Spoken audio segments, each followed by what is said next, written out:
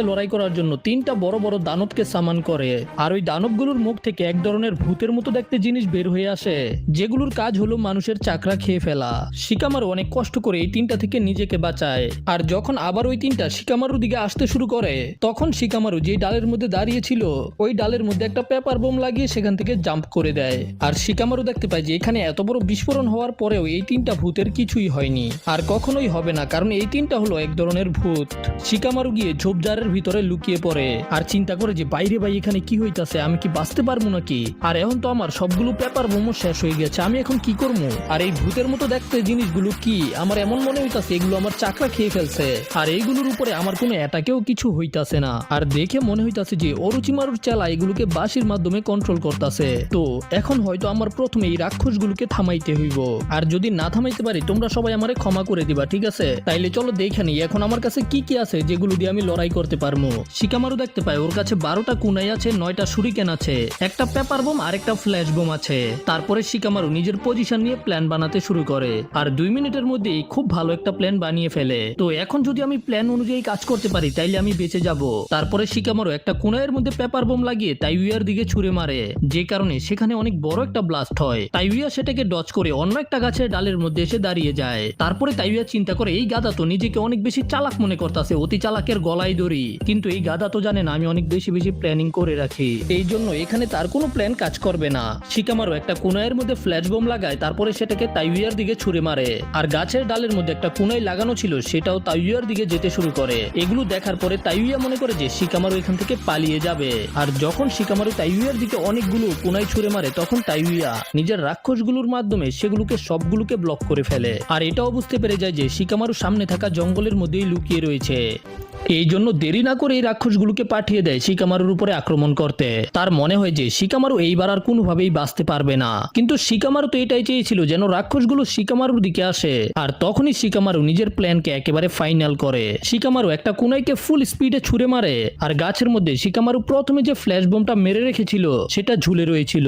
কুনাইটা গিয়ে ওই ফ্ল্যাশ বোমাটাকে কেটে দেয়, যে কারণে সেটা নিচে পড়ে তাইউয়ার সামনে ব্লাস্ট হয়ে যায়। ওই ফ্ল্যাশ বোমের কারণে চারদিকে অনেক বেশি আলো হয়ে যায়, আর শিকামারু ওই আলোর সাহায্য নেয়। আলোর কারণে ওই দানবগুলোর মধ্যে থেকে যে ছায়া বের হয় সেটার মাধ্যমে শিকামারু ওই তিনটা দানবকেই নিজের কন্ট্রোলে নিয়ে নেয়। তো এখন বুঝতে পারতাছো যে শিকামারু কত বেশি জিনিয়াস। শিকামারু এখন যা করবে এই তিনটা দানব তাই করবে, আর এগুলোর মাধ্যমে শিকামারু তাইউয়ার উপরে আক্রমণ করে দেয়। আর এই তিনটা দানবও শিকামারুকে কপি করে তাইউয়ার উপরে আক্রমণ করতে যায়। আর তাইউয়া তো নিজের কাছে বাঁশি থাকার পরেও কিছুই করতে পারছিল না, যে কারণে তাইউয়া বাধ্য হয়ে ওই সামানিং জুৎসুকে ক্যান্সেল করে দেয়। এতে ওই তিনটা দানব গায়েব হয়ে যায়। এরপরে সে তার কার্সমার্ককে দ্বিতীয় লেভেলের মধ্যে নিয়ে যায়। এতে তাইউয়াকে দেখতে অনেক বেশি ভয়ানক লাগছিল।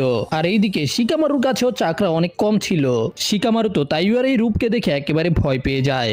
শিকামারু নিজের শ্যাডোকে পাঠায় তাইউয়াকে প্যারালাইজ করে দেওয়ার জন্য, কিন্তু তখন তাইউয়া অন্য ধরনের বাঁশি বাজাইতে শুরু করে দেয়, যেটা আসলে একটা জ্ঞানজুৎসু। আর ওই বাঁশির শব্দ শোনার পরেই শিকামারু অনেক ভয়ানক একটা বাঁশির শব্দের মধ্যে আটকা পড়ে যায়। পরে এমন মনে হইতাছিল যে শিকামারুর পুরো বডি একেবারে গলে যাইতাছে। শিকামারু ওই জ্ঞানজুৎসুর কারণে কষ্ট পেয়ে অনেক জোরে জোরে চিল্লাইতে শুরু করে, কিন্তু শিকামারু এই জ্ঞানজুৎসু থেকে বের হওয়ার জন্য নিজের একটা আঙুলকেই ভেঙে ফেলে। শিকামারু অনেক জোরে চিল্লায়, আর তাইউয়া তো শিকামারুর একেবারে সামনে চলে আসে, কিন্তু এই সুযোগে শিকামারু তাইউয়াকে নিজের শ্যাডো পজিশনিং জুৎসুর মধ্যে আটকে ফেলে। আর এইবার শিকামারু ছায়ার মাধ্যমে তাইউয়ার পুরো বডিকেও পেঁচায় রাখছিল। শিকামারু তাইউয়ার গলা টিপে মেরে ফেলার চেষ্টা করে। শিকামারুর এই নতুন জুৎসুর নাম হলো শ্যাডো স্ট্রেচিং জুৎসু, কিন্তু আমরা এটা জানি যে শিকামারুর চাকরা এখন আর বেশি নাই, কিন্তু তাইউয়া কার্সমার্কের সেকেন্ড স্টেজে আছে, মানে চাকরা আর চাকরা। আর এই কারণে শিকামারুর শ্যাডো পজিশনিং জুৎসু ধীরে ধীরে দুর্বল হতে শুরু করে। তারপরের সিনে আমাদের কিবা আর আকামারুকে দেখানো হয়। কিবা আকামারুকে নিয়ে লুকিয়ে লুকিয়ে অনেক দূরে চলে আইছে। কিবা কিছু পাতালতাকে পিষে সেটার মেডিসিনকে আকামারুর শরীরের মধ্যে লাগিয়ে দেয়। তারপরে কিবা ওই মেডিসিনটাকে নিজের পেটের মধ্যেও লাগায়। আর তখনই হঠাৎ করে কিবা তিনটা লোকের ঘ্রাণ পায়, যারা জঙ্গলের ভিতর দিয়ে তাদের দিকেই আসছিল। কিবা বলে যে এরা তিনজন তো আমাদের বন্ধু না, এরা তো আমাদের পুরনো শত্রু। কিবা কোনোভাবেই বুঝতে পারতাছিল না যে ওরা এখানে কেন আইছে। আর ওই তিনটা লোককে তাদের সম্পর্কে আমরা একটু পরেই জানতে পারবো। তারপরে সিন শিফট হয় নারুতো ভার্সেস কিমিমারুর ফাইটের মধ্যে। কিমিমারু তো নিজের হাড্ডির তলোয়ারের মাধ্যমে নারুতোর সবগুলো ক্লোনকে গায়েব করে দিছে। নারুতো তো বুঝতেই পারছিল না এখানে কি হয়েছে। এখানে নারুতোর 1000-এর থেকেও বেশি ক্লোন ছিল, কিন্তু কিমিমারু সবগুলোকে ধ্বংস করে দিছে। আর তখনই আমরা দেখতে পাই যে ডিব্বার ভিতরে সাসকেকে রাখা হয়েছে সেটার ভিতর থেকে ধোঁয়া বের হতে শুরু করে। আর ফাইনালি ওই ডাব্বাটা একটা বিস্ফোরণের সাথে ফেটে যায়। নারুটো তো এটা দেখার পরে অনেক বেশি অবাক হয়ে যায়। আর দুয়া সরার পরে আমরা দেখতে পাই যে সাসকে সেটা থেকে বের হয়ে চলে এসেছে। সাসকের চুলগুলো অনেক বেশি বড় হয়ে গেছে আর সাসকের পুরো শরীর কালো। আর কয়েক সেকেন্ডের মধ্যেই সাসকে আবারও নর্মাল হয়ে যায়। তখন নারুতো মনে করে যে এটা হয়তো সাসকে না, কিন্তু নারুতো সেটাকে ভুলে গিয়ে এক মুহূর্তের জন্য হাসি দেয়। নারুতো চিল্লায় বলে যে ওই সাসকে, তুই ওরোচিমারুর চেলাদের সাথে কি করতাছস? চল বন্ধু, সময় হয়ে গেছে, আবার গ্রামে ফিরা যাই। চল দুইজনে গিয়ে কাস্টম খেলবো নে, তাড়াতাড়ি আয়, সবাই তোমার জন্য অপেক্ষা করতেছে, চলো সাসকে। কিন্তু নারুতোর এই কথাগুলো শোনার পরেও সাসকে কোনো জবাব দেয় না। সাসকে তো অনেক জোরে জোরে হাসতে শুরু করে দেয়, হা হা হা হা হা হা। আর সাসকের হাসি শোনার পরে নারুতো একেবারে কেঁপে ওঠে। নারুতো বলে যে সাসকে, তোর কি হইছে? আমি তোরে আমার সাথে আইতে কইতাছি, তুই কি শুনতে পাইতাছস না? কিন্তু নারুতোর এটা বলার পরেও সাসকে কোনো জবাব দেয় না। সাসকে সরাসরি ওরোচিমারুর হাইড আউটের দিকে যেতে শুরু করে দেয়। নারুতো সাসকেকে থামাতে যেতে চায়, কিন্তু তখনই নারুতোর পিছনে কিমিমারু চলে আসে। কিমিমারু নিজের তলোয়ার দিয়ে নারুতোর উপরে আক্রমণ করে। আর নারুতো এইরকম অবস্থায় ছিল যে কিমিমারুর এই অ্যাটাকটাকে নারুতো কোনোভাবেই ডজ করতে পারবে না। কিন্তু তখনই সেখানে চলে আসে আমাদের সবার প্রিয় রকলি। ভাই রকলি ঠিক হয়ে গেছে। রকলি আসার সাথে সাথে কিমিমারুকে একটা কিক করে দূরে পাঠিয়ে দেয়। কিমিমারু বলে কে তুমি? আর রকলি বলে যে আমি হলাম লিভ ভিলেজের সবচেয়ে হ্যান্ডসাম ডেভিল রকলি। নারুতো বলে যে রকলি, তুমি এখানে কি করতেছো? তোমার তো কিছুদিন আগেই অপারেশন হয়েছে না, তাই না? রকলি বলে যে নারুতো, আমার চিন্তা করার দরকার নাই, গিয়ে সাসকেকে ধরো, সাকুরাকে যে প্রমিস করেছো সেটাকে পূরণ করো, আমি এই লোকটাকে থামাইতাছি। রকলি নারুতোকে গুড লাক বলে আর নারুতো রকলির উপরে পুরো বিশ্বাস করে। তারপরেই নারুতো সাসকের পিছনে যেতে শুরু করে দেয়। কিন্তু কিমিমারু তো কোনোভাবেই নারুতোকে যেতে দিতে চায় না। আবারও নারুতোর পিছনে চলে আসে নিজের হাড্ডি দিয়ে নারুতোর উপরে আক্রমণ করার জন্য। কিন্তু তোমরা কি ভুলে গেছো সেখানে রকলি আছে? রকলি সেখানে একেবারে স্টাইলিশ হিরোর মতো এসে নারুতোকে বাঁচায়। নিজের দুই হাত দিয়ে কিমিমারুর তলোয়ারকে ধরে ফেলে। তারপরেই রকলি আর কিমিমারুর মধ্যে একটা লড়াই শুরু হয়ে যায়। রকলি হইতাছে এমন একটা নিনজা যার কাছে কোনো কেকে জ্ঞানকাই নাই, নিনজুৎসু জ্ঞানজুৎসু কিছুই করতে পারে না, শুধু তাইজুৎসু করতে পারে। আর কিমিমারু অনেক বেশি পাওয়ারফুল, ওর কাছে অনেক পাওয়ারফুল একটা কেকে জ্ঞানকাই আছে। আর ওদের দুজনের মধ্যে যে লড়াই হবে সেটা অনেক ফাটাফাটি হবে। এদের দুজনের মধ্যে অনেক ভয়ানক লড়াই চলতে থাকে। তখনই আমাদের লেডি সুনাডেকে দেখানো হয়। ওই দুইজন জনিনের সামনে ছিল যাদেরকে সাউন্ড ভিলেজের নিনজারা হারিয়ে দিয়েছে। লেডি সুনাডে তাদের কাছ থেকে সবকিছু জানতে চায়। ওরা বলে যে আমরা তো মিশন শেষ করে ফিরে আইতাছিলাম, এই জন্য আমরা ক্লান্ত ছিলাম, আমাদের কাছে চাকরা কম ছিল, কিন্তু তারপরে ওই সাউন্ড নিনজাদের জুৎসু অনেক বেশি আজব, আমরা কিছুই বুঝতে পারি নাই তারা কোন ধরনের নিনজুৎসুর ব্যবহার করছে। তখনই সেখানে গাইসেন্সে চলে আসে। গাইসেন্সে তো সেখানে আসার পরে তাড়াহুড়া কইরা একেবারে মাটির মধ্যেই শুয়ে পড়ে। আর লেডি সুনাডেকে জিজ্ঞাসা করে যে লিয়ের সার্জারি কেমন হয়েছে লেডি সুনাডে? আর লেডি সুনাডে হেসে বলে যে মাইট গাই, তুমি জেনে অনেক বেশি খুশি হবে, রকলিয়ের সার্জারি হয়ে গেছে আর এটাও খুব ভালোভাবে হয়েছে। লিয়ের উপরে এখন আর কোনো বিপদ নাই। আর আমি লিকে এটাও বলে দিয়েছি যে লি নিজের ট্রেনিং শুরু করতে পারবে, কিন্তু তারা এটা জানে না লি অলরেডি ফাইট করতে চলে গেছে। যাই হোক, এটা শোনার পরে তো মাইট গাই অনেক বেশি খুশি হয়ে যায় আর খুশির চোটে কান্না করতে শুরু করে দেয়। লেডি সুনাডে, আমি অনেক বেশি খুশি। ভাই মাইট গায়ের মতো অভিনয় আর কেউ করতে পারে না, ওকে অস্কার দেওয়ার দরকার। আর তখনই সেখানে দুইটা ডক্টর আসে আর লেডি সুনাডেকে বলে, লেডি সুনাডে একটা সমস্যা হয়ে গেছে, রকলি নিজের রুমের মধ্যে নেই। এটা শোনার পরে তো মাইট গাই বলে, না তুমি কোথায় গেলে রকলি? এরপরে এরা সবাই রকলির রুমের মধ্যে যায়, কিন্তু লি তো সেখানে একটা বালিশ রেখে সেখান থেকে পালিয়ে গেছে। আর রকলির এই কাজের কারণে মাইট গাই অনেক বেশি কষ্ট পায়। আর রকলির এই কাজের কারণে মাইট গায়ের মন অনেক বেশি খারাপ হয়ে যায়। আর লেডি সুনাডেও রকলিকে বলেছিল একেবারে টাইম টু টাইম ওষুধ খেতে, যেন মিস না হয়। আর তারপরে আমরা জানতে পারি যে রকলি সেখানে খালি হাতে যায় নাই, নিজের সবগুলো ওষুধ নিয়ে গেছে যাতে টাইম টু টাইম খাইতে পারে। কিন্তু রকলি যেটা নিয়ে গেছে সেটা তো ওষুধের বোতলই না, আসলে রকলি নিজের ওষুধের বোতলে লেডি সুনাডের মদের বোতল লয়ে গেছে গা। আর যখন মাইট গাই এটা জানতে পারে একেবারে অবাক হয়ে যায়। আর মাইট গাই ভয় পেতে পেতে বলে যে এটা কোনোভাবেই হতে পারে না। লেডি সুনাডে যখনই রকলি মদ খায় তখন রকলির ভিতরে একটা রাক্ষস জেগে ওঠে আর তারপরে শুধু ধ্বংস হয়, কোনো কিছুই বেঁচে থাকে না। তার সাথে সাথে রকলি অনেক বেশি শক্তিশালী হয়ে যায়। লেডি সুনারে বলে কি কি তুমি কি কইতাছো? তারপরে মাইট গাই সবকিছু খুলে বলে। মাইট গাই বলে যে কিছুদিন আগেই আমরা একটা মিশন কমপ্লিট করার পরে একটা হোটেলের মধ্যে খাবার খাইতে গেছিলাম, আর তখনই রকলি ভুল করে এক ডুক মদ খেয়ে ফেলেছিল, যেটা খাওয়ার পরে রকলি ওই পুরো হোটেলের 12টা বাজিয়ে দিয়েছে। গাইসেন্সে আর নেজি দুইজনে মিললেও রকলিকে থামাইতে পারতাছিল না। এদিকে আমরা দেখতে পাই যে রকলি তো কিমিমারুর সাথে খুব ভালোভাবে ফাইট করতাছিল। ছিল, মানে কিমিমারু কোনো সুযোগই পাইতেছিল না রকলির উপরে আক্রমণ করার। কিন্তু তারপরেও কিমিমারু লিয়ের থেকে বয়সে অনেক বড়, তার সাথে সাথে শক্তিশালীও বেশি। লি বলে যে ওকে তুমি অনেক বেশি ফ্লেক্সিবল আর তোমার লড়াই করার টেকনিক অনেক বেশি ইউনিক। কিমিমারু বলে প্রশংসা করার জন্য ধন্যবাদ, আর তুমিও খুব ভালো লড়াই করতে পারো। আর তখনই লি কিমিমারুর উপরে একটা ঘুষি দিতে যায়, কিন্তু কিমিমারু সেটাকে ডচ করে যখন লিয়ের উপরে আক্রমণ করবে তার আগেই রকলি কিমিমারুকে থামিয়ে দেয়। থামো। রকলি বলে যে প্লিজ একবার থামেন, আমাকে ক্ষমা করবেন, কিন্তু এখন আমার ওষুধ খাওয়ার সময়, 1 সেকেন্ডের মধ্যে আমি ওষুধ খেয়ে আবার আপনার সাথে লড়াই করব, ঠিক আছে?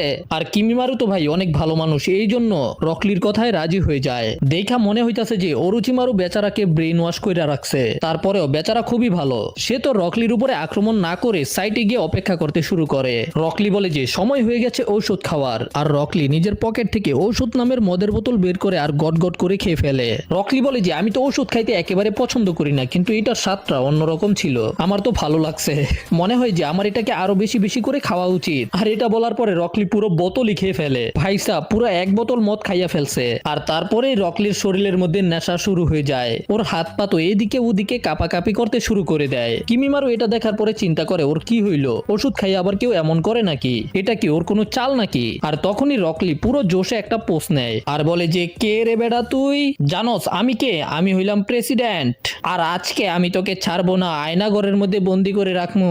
আর যেমন গাইসেন্সে বলেছিল মদ খাওয়ার পরে রকলির ভিতর থেকে মনস্টার বেরিয়ে আসে, আর তখনই রকলি একেবারে ফুল স্পিডে কিমিমারুর দিকে যেতে শুরু করে। আর তারপরেই এদের দুজনের মধ্যে আবারও ফাইট শুরু হয়ে যায়, আর এইবার রকলির স্পিড আগে থেকেও 4 গুণ বেশি বেড়ে গেছে। কিমিমারু তারপরেও কোনোভাবে রকলির অ্যাটাক গুলোকে ডচ করতে পারছিল, কিন্তু আক্রমণ করার সুযোগ পাইতেছিল না। এই জন্য কিমিমারু লাফ দিয়ে রকলি থেকে একটু দূরে চলে আসে আর চিন্তা করে যে এখন সে যে ওষুধ খেয়েছে সেটার মধ্যে কি কিছু ছিল, তার শক্তি এবং স্পিড আগে থেকে অনেক বেশি বেড়ে গেছে। রকলি বলে যে আরে কিমিমারু তুই এত দূরে গেলি কি, আমার কাছে আয়, আমি তোরে মারতে চাই, আয় সামনে আয়। আর এটা বলার পরেই রকলি গাছের মধ্যে শুয়ে পড়ে, আর ভাই একেবারে নাক ডাক্কা ঘুম দিয়া দেয়, মানে একেবারে লড়াইয়ের মাঝখানেই ঘুমাই গেছে। সেরা ভাই সেরা। রকলি যখনই ফাইট করে তখনই আগুন। কিমিমারু আস্তে আস্তে রকলির দিকে যেতে শুরু করে আর চিন্তা করে যে ওর কি হইলো, আমি কি ওর সামনে যাবো নাকি? তারপরে কিমিমারু রকলির একেবারে কাছে আসে আর রকলিকে শুয়ে থাকতে দেখে রকলির উপর একটা আক্রমণ করার চিন্তা করে, কিন্তু তার আগেই রকলি উঠে যায় আর কিমিমারুর তলোয়ারটাকে ধরে ফেলে। রকলি বলে যে গাদা বানাইছি, অনেক মজা পাইছি। মানে ভাই রকলি পুরা মাথা লইয়া মজা করতেছে। রকলি এটা বলার পরে সরাসরি কিমিমারুর উপরে ঘুষি দিতে শুরু করে। ভাই কিমিমারু এগুলোকে ডচও করতে পারে নাই, যে কারণে কিমিমারু নিচেই পড়ে যায়। আর রকলি একেবারে গর্বের সাথে বলে যে গাইসেন্স আমি এটা করে ফেলেছি, আমি এটা আপনার স্টুডেন্ট, আর আমি কখনোই আপনাকে নিরাশ করব না, আপনি সবসময় বুক ফুলিয়ে রাখবেন, আমি আপনাকে প্রমিস করতেছি। আর এটা বলার পরেই রকলি আবারও পরে ঘুমিয়ে যায় আর একেবারে নাক ডাক্কা ঘুমাইতে শুরু করে। ভাই আমি বুঝতে পারতাছি না আমি কি বয়স দেবো না হাসমু। কিমিমারু তো বুঝতেই পারতাছে না ওই কি করতেছে। তারপরেও কিমিমারু ভয় পেয়ে পেয়ে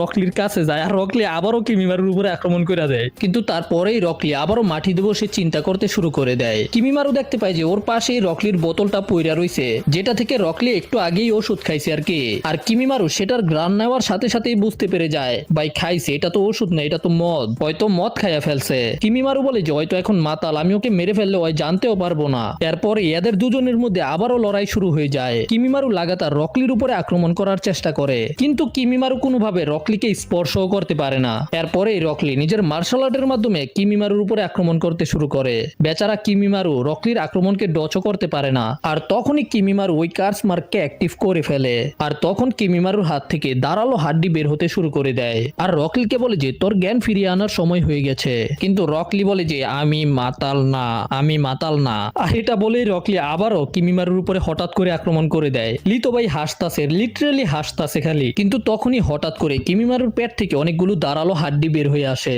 আর সেগুলো থেকে একটাই লিয়ের গালের মধ্যে লেগে যায়। আর এটাকে ডচ করার চক্করে লি গৈরাইতে গৈরাইতে একেবারে দূরে গিয়ে পড়ে। লিয়ের চেহারা থেকে রক্ত বের হতে শুরু করে, আর এর সাথেই লিয়ের জ্ঞানও ফিরে আসতে শুরু করে। আর হঠাৎ করে রকলি কিমিমারুকে এইভাবে দেখে ভয় পেয়ে যায়। কিমিমারু বলে যে তো শেষ পর্যন্ত তোমার জ্ঞান ফিরে আইছে। রকলি বলে যে এটা তোমার কি হইছে? তবে কিমিমারু বলে হ্যাঁ এটাই হলো আমার আসল পাওয়ার, এটা হলো আমার কেকে গেনকাই।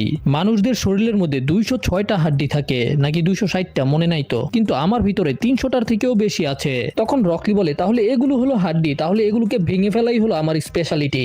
রকলি আবারও কিমিমারুর উপরে আক্রমণ করে, কিন্তু এইবার কিমিমারু নিজের পুরো বডি থেকে হাড্ডি বের করতে শুরু করে, আর এইভাবে কিমিমারু রকলিকেও আহত করে দেয়। তারপরে রকলি নিচে পড়ে অজ্ঞান হয়ে যায়। অন্যদিকে শিকামারু এখনো নিজের শ্যাডো পজিশনিং জুৎসুর মাধ্যমে তাইউয়ার গলা টিপার চেষ্টা করতেছে, কিন্তু চাকরা কম হওয়ার কারণে শিকামারুর শ্যাডো ধীরে ধীরে ছোট হয়ে যাচ্ছিল।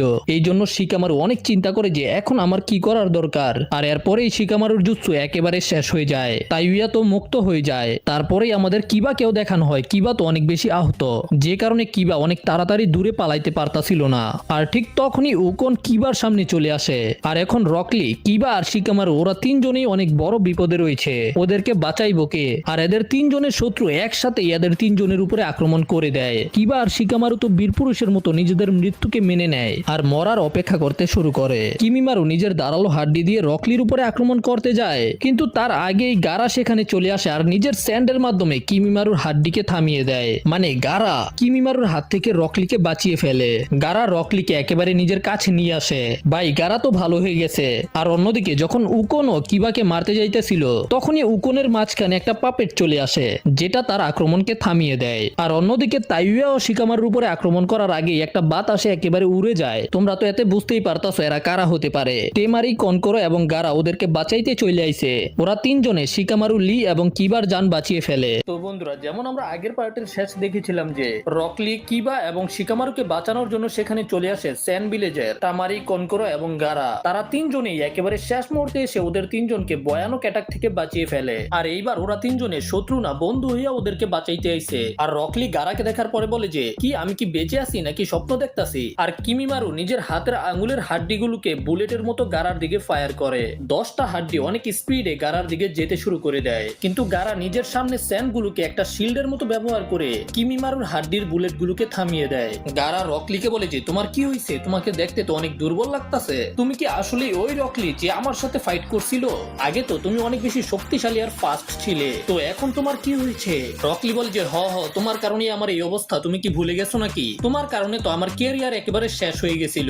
গারা বলে যে ও এই ব্যাপার নাকি, সরি। লি জিজ্ঞাসা করে গারা তুমি এখানে কেন আইছো? ও এর আগে যা হয়েছিল তারপরে আমরা লিভ ভিলেজের সামনে সারেন্ডার করে দিয়েছি, আর এখন লিভ ভিলেজ এবং স্যান ভিলেজের বন্ধুত্ব হয়ে গেছে। এই জন্য আমি এখানে আমার বন্ধুদেরকে বাঁচাইতে এসেছি। তো যদি তুমি ফ্রি ফায়ার খেলো, আমরা দুইজনে একসাথে ফ্রি ফায়ার খেলতে পারবো। তোমার ফ্রি ফায়ারের আইডি এবং নাম কমেন্টে বইলে যাইও। আমি এখানে সাহায্য করতে আইছি আমার প্রথম বন্ধু নারুতো উজুমাকিকে। আর রকলি তুমিও এখন থেকে আমার বন্ধু।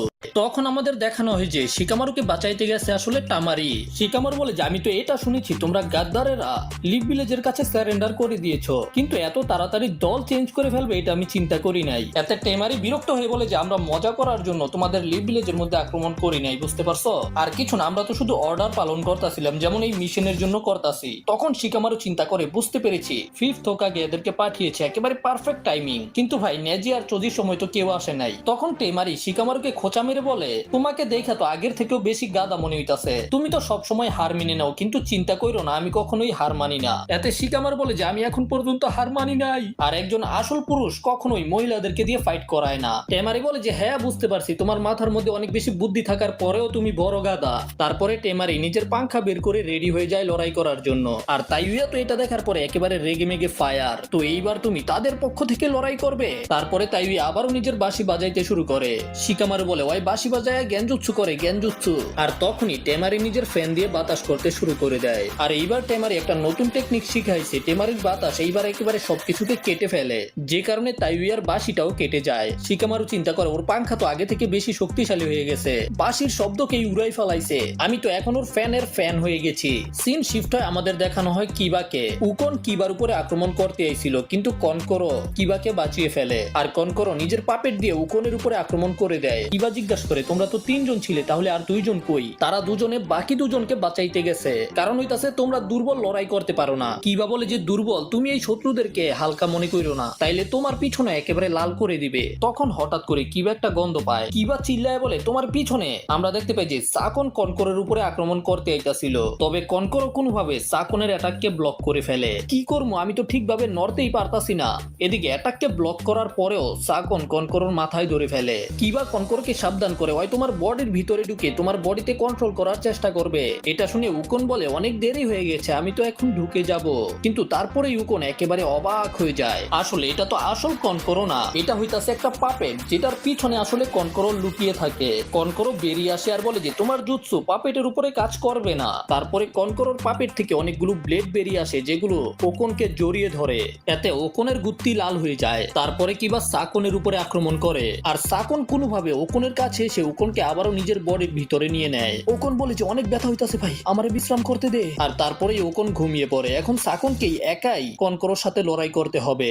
সাকন বলে যে তুমি তো অনেক শক্তিশালী, কিন্তু আমিও কিন্তু দুর্বল না, আমার বেশিক্ষণ সময় লাগতো না ওকে হারাইতে। কনকরো তখন নিজের পাপেট দিয়ে সাকনের উপরে আক্রমণ করে, তবে সাকন তো কনকরোর সবগুলো অ্যাটাককে ডজ করতে থাকে। এই জন্য কনকরোর আরেকটা পাপেটের পেট খুলে যায়, আর সেটা সাকনকে গপাত করে গিলে ফেলে, মানে সাকনকে ভিতরে বন্দি করে ফেলে। আর সাকন তো কোনোভাবেই সেটা থেকে বের হয়ে আসতে পারতাছিল না। আর কনকরোর কাছে যে অন্য আরেকটা পাপেট রয়েছে সেটা টুকরা টুকরা হয়ে বাঘ হয়ে যায়, আর সবগুলো টুকরা থেকে অনেকগুলো ধারালো অস্ত্র বের হয়ে আসে, আর সেগুলো সরাসরি ওই পাপেটের ভিতরে ঢুকে যায় যেটার ভিতরে সাকনকে বন্দি করে রাখা হয়েছে। আর সাকন এমন জোরে চিল্লান দেয় ধরে নাও যে সাকনের কাম তামাম। কিবা তো এটা দেখার পরে অনেক বেশি অবাক। সিন শিফট হয় আর শিকামারু বলে যে ওই সাতচুন্নি হয়তো আশেপাশেই লুকাই রয়েছে। তামারি বলে অথবা ভয়ে পালিয়ে গেছে। না না, ওই পালায় নাই। যদি এমনই হয়ে থাকে তাহলে তুমি আমাকে তার সম্পর্কে বলো, যেন আমি তার সাথে খুব ভালোভাবে লড়াই করতে পারি। তারপরে শিকামারু তামারিকে সবকিছু বলে দেয়। সবার প্রথমে সে বাঁশির মাধ্যমে জ্ঞানজুৎসু করে, আর জ্ঞানজুৎসুতে আটকা পড়ে গেলেই তাদের উপরে আক্রমণ করে শেষ করে দেয়। আর এটা হতে পারে অনেক দূর থেকেও কাজ করে, আর এই জন্যই তোমার জুৎসু দেখার পরে সে বুঝতে পেরে গেছে তার জুৎসু তোমার উপরে সহজে কাজ করবে না। এই জন্য সে লুকিয়ে রয়েছে। তাছাড়া এখন আমরা দুইজন আর সে একা, এই জন্য সে এখন সুযোগের অপেক্ষায় বসে রয়েছে যেন ভালোভাবে জ্ঞানজুৎসু করতে পারে। তার মানে হলো যে তার শক্তির কাছে সাউন্ড। তারপরে শিকামারু টেমারিকে জ্ঞানজুৎসু সম্পর্কে জ্ঞান দিতে শুরু করে যে জ্ঞানজুৎসু করতে আমাদের শরীরের 5টা সেন্সেসের ব্যবহার করা হয়, আর এগুলোর মধ্যে থেকে সাউন্ডের জ্ঞানজুৎসু সবচেয়ে বেশি ভয়ানক। এতে সে আমাদের থেকে লুকিয়েও আমাদের উপরে জ্ঞানজুৎসু করতে পারবে। এতে আমরা এটাও বুঝতে পারতাম না যে সে কোথায় থেকে অ্যাটাক করতেছে। আমাদের কাউন্টার অ্যাটাক করার আগেই আমরা জ্ঞানজুৎসুতে আটকা পড়ে যাব। আমি যদি সত্যি কথা বলি তাহলে আমরা তার সাথে লড়াই করতেই পারতাম না। এই জন্য শিকামারু বলে তার জ্ঞানজুৎসুতে আটকানোর আগেই আমাদের এখান থেকে পালাতে হবে। এক্সকিউজ মি, আমি কি তোমার কাছ থেকে এই পরামর্শ চাইছি?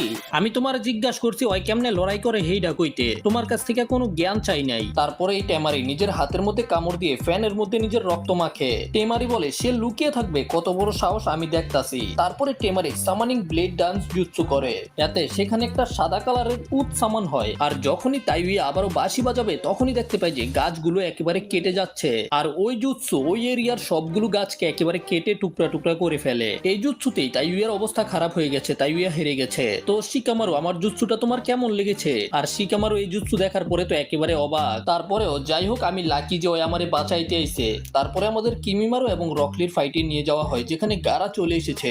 রকলি তখন নিজের ফাইটের পজিশনে যায়, আর গারা দেখতে পায় যে রকলির হাত থেকে রক্ত পড়তাছে। আর এটা দেখার পরে গারার মনে পড়ে যে গারা আসলে রকলির সাথে কি করেছিল। এই জন্য গারা রকলিকে বলে তুমি বিশ্রাম নাও, আমি ওর সাথে ফাইট করতাছি। তবে রকলি গারার কথা না শুনি কিমিমারুর সাথে লড়াই করতে যেতে শুরু করে। তবে গারা নিজের স্যান দিয়ে রকলিকে থামিয়ে দেয়। আমারে যেতে দাও না ফাইট করতে প্লিজ।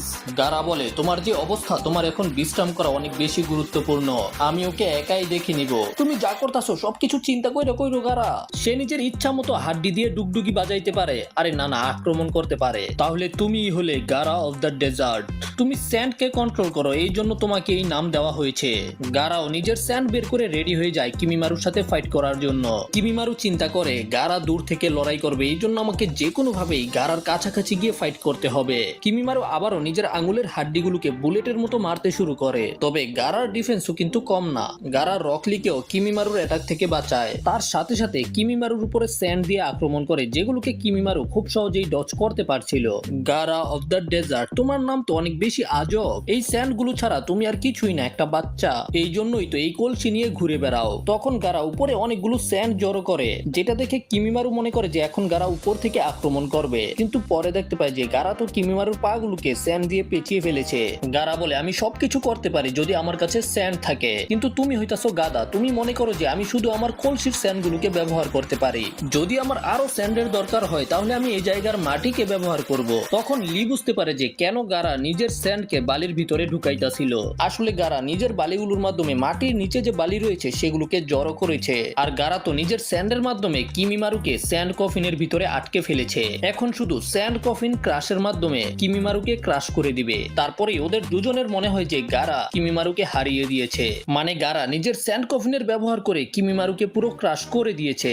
গারা বলে যে এই লোকটাকে দেখে আমার তার কথা মনে পড়ে গেছে, সাসকে উচিহার কথা। তার চোখগুলো ঠিক সাসকের মতোই। দুজনেই শুধু নিজেদেরকে প্রমাণ প্রমাণ করতে চায়। এদিকে আমরা দেখতে পাই যে গারার স্যান্ড কফিনের ভিতরে এখনো কিমিমারু জীবিত আছে। এরপরে আমাদের কিমিমারুর ব্যাক স্টোরি দেখানো হয়। কিমিমারু হইতাছে অনেক পুরনো একটা কাবিলার লোক, যেটার নাম হলো কাগুইয়া ক্ল্যান। কিমিমারু একেবারে ছোট থেকেই জেলখানার ভিতরে বড় হয়েছে। ওই এটাও জানতো না যে ওই আসলে জেলখানার ভিতরে কি করে আর কেন এসেছে। তখনই একটা লোক সেখানে আসে আর ওকে কিছু খাবার দিয়ে সেখান থেকে চলে যায়। তারপরে সেখানে আরেকটা লোক আসে যে জেলখানার দরজা খুলে দেয়। আর কিমিমারু তাকে দেখার পরে বলে, কে আপনি? লোকটা বলে, তোর এইসব জানার দরকার নাই, তোকে ব্যবহার করার সময় চলে এসেছে, নিজেকে রেডি কর, এখন তুই আমাদের ক্ল্যানের জন্য ফাইট করবি। আসলে এই লোকটা হলো কাগুয়া ক্ল্যানের জেনারেল। তারপরে সিন আবার বর্তমানে শিফট হয়, যেখানে কিমিমারু বলে যে হ্যাঁ আমি লড়াই করব।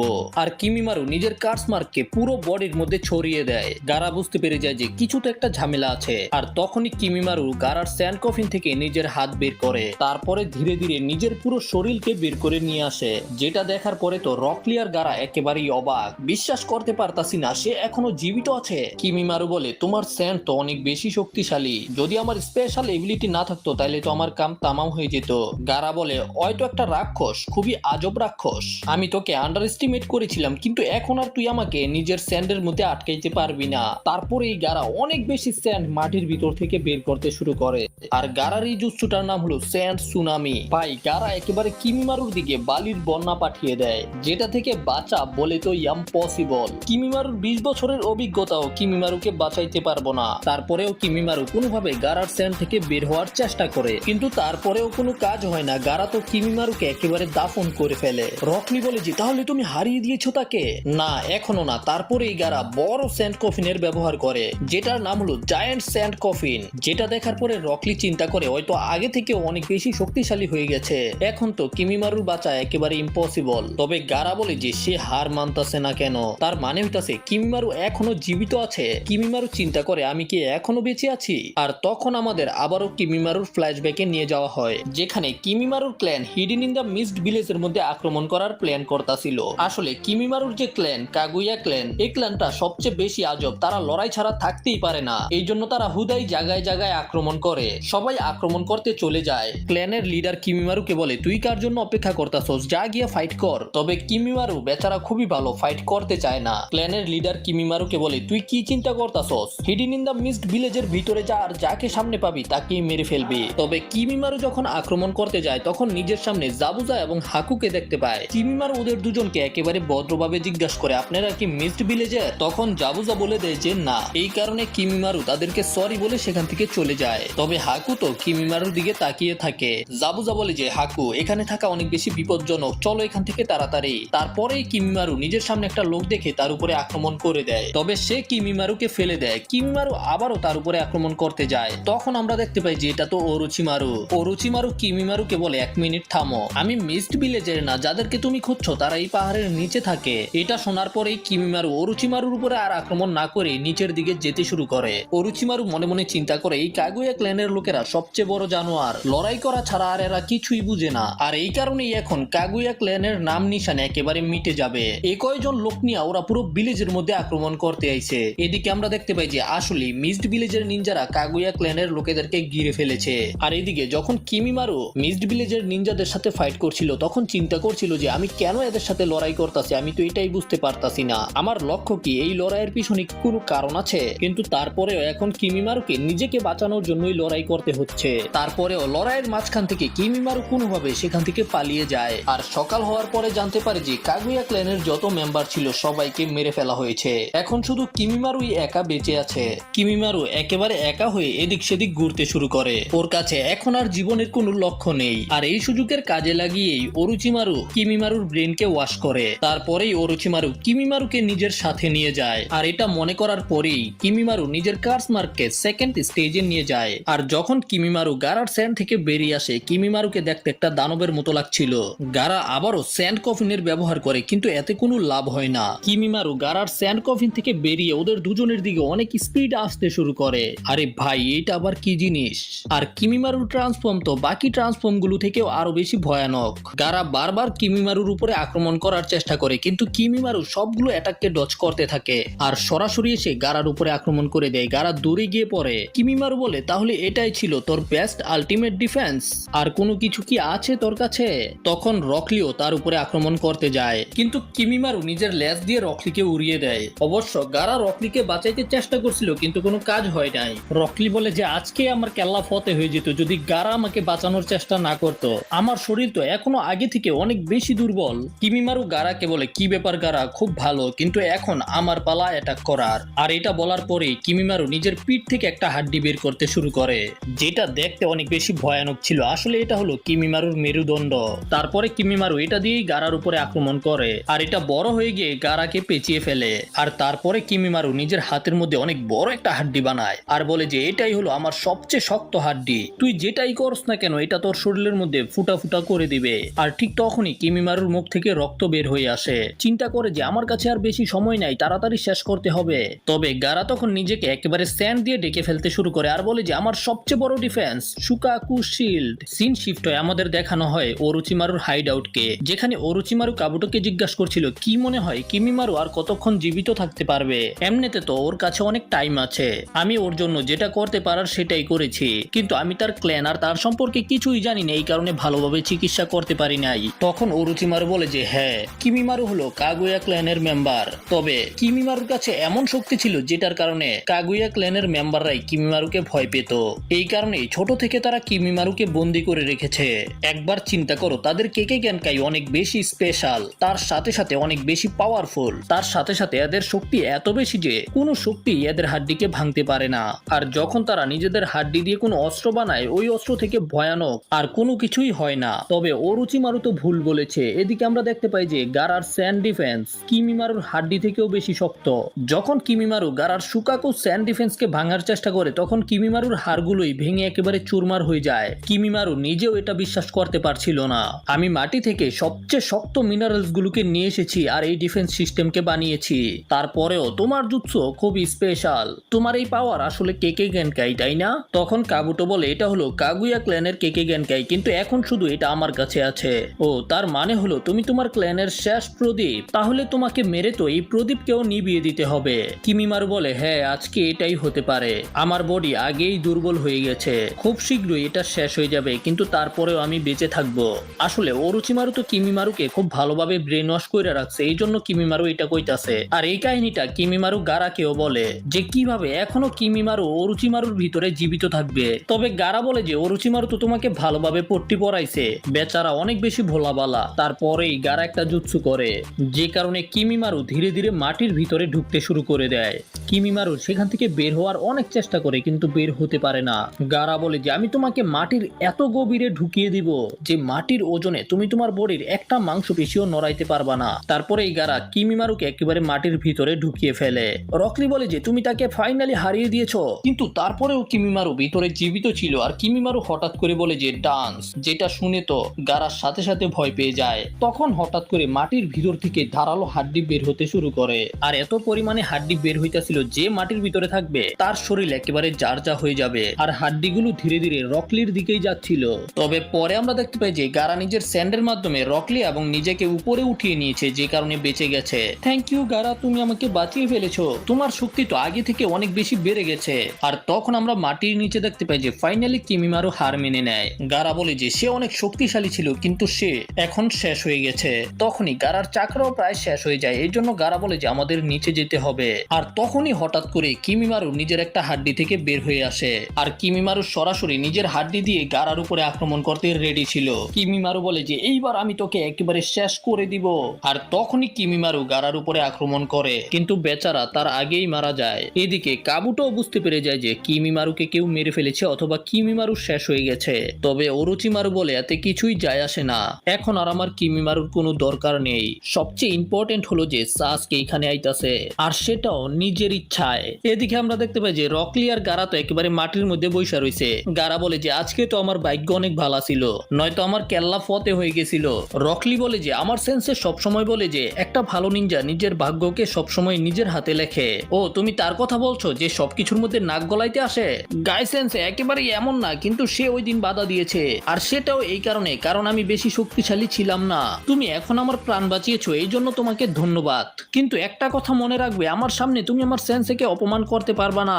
গারা বলে, তো তুমিও তার মতোই। তোমার জীবনের মধ্যেও এমন কেউ আছে যাকে তুমি অনেক বেশি সম্মান করো, আর সে কষ্ট পেলে তুমিও কষ্ট পাও। তোমার এবং নারুতো উজুমাকির মধ্যেও এই কোয়ালিটি আছে। কিন্তু কি হবে যদি নারুতো এখন যাকে বাঁচাইতে চাইতেছে সে কোনো ভালো মানুষই না হয়? তখন রকলি গারার কথা মানতে চায় না। তখন গারা বলে যে যখন একাকিত্ব থাকে তখন শত্রুর সাথে বন্ধুত্ব করাও অনেক বেশি ভালো লাগে। তখন আমাদের সাসকেকে দেখানো হয় সাসকে ফাইনাল বেলির মধ্যে পৌঁছে গেছে, যেখানে সাসকের পিছনে পিছনে নারুতো চলে এসেছে। সাসকে! আর এখানেই আমরা প্রথমবারের মতো দুইজন লেজেন্ডারি নিনজার বড় বড় স্ট্যাচু দেখতে পাই। একটা হইতাছে মাদারা উচিহা, আর একটা হইতাছে লেজেন্ডারি হাশিরামা সেনজু। আর এর পরের পার্টেই আমরা সাসকে ভার্সেস নারুতোর ফাইট দেখতে পারবো। জয়েন হয়ে গেছে, আর মাত্র 13 বছর বয়সে আনবু ব্ল্যাক অপসের ক্যাপ্টেন হয়ে যায়। একদিন একটা জঙ্গলের ভিতরে সাসকে এবং ইটাচি ট্রেনিং করছিল, আর আমরা দেখতে পাই যে ইটাচি কিছু শুরিকেনকে ছুঁড়ে মারে।